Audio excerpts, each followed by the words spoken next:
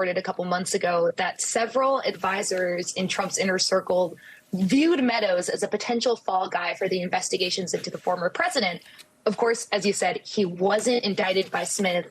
And in this Georgia case, compared to his co-defendants, some people think he got off a little lightly when you compare the charges. And of course, for the Trump team, this is just fueling suspicion that Meadows is cooperating with prosecutors. As we reported earlier this week, Meadows, well, not necessarily Meadows, but others of the co-defendants have started to point fingers at each other, saying this person was more involved than I was acting under, advice of attorney. And I think Meadows' efforts to move the case from Georgia to a federal court is not only a ploy to have the charges dismissed, but also a way for him to avoid this kind of finger pointing that's going on, because he knows that he's already in the Trump team's crosshairs. That's interesting. And it's also interesting that he moved so quickly and first, and that basically the argument was, look, I was just doing this in my official duties, right? Which, of course, is I am doing things for Donald Trump. He's the principal, I'm the agent, which, of course, is laying at his feet, both in a kind of moral and public sense, right? The argument you're making, as well as the legal argument to have it moved to federal court.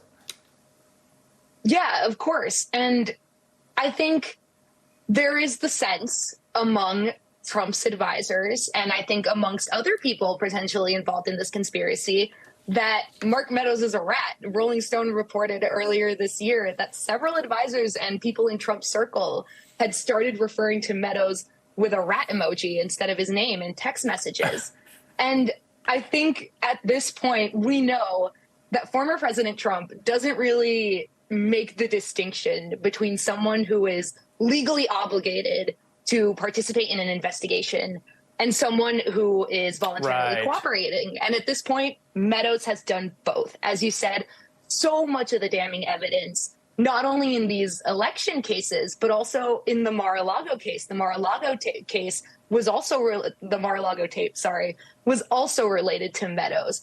I think Trump sees Meadows as someone who is providing ammunition to the prosecution, whether it be voluntary or not. And Trump, of course, isn't the kind of person who forgives that sort of thing. In fact, he's the kind of person that will try and punish someone for it.